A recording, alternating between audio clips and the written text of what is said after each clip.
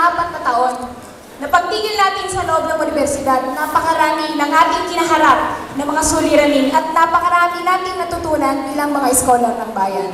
Iba't ibang mukha ng mga tao, iba't ibang mukha ng mga mag-aaral, ng mga guro, at iba't ibang mukha ng mga suliranin sa ating lipunan.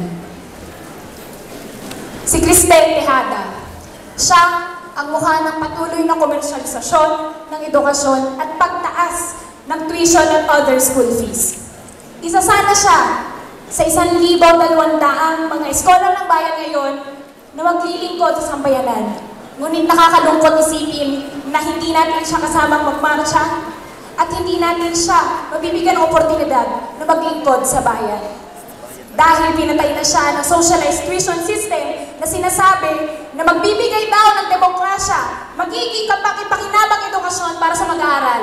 Ngunit hindi ito nangyari dahil parami ang namumutang ng mga estudyante, napakarami ng mga magulang na kumakayod para mapag-aral ang kanilang mga anak.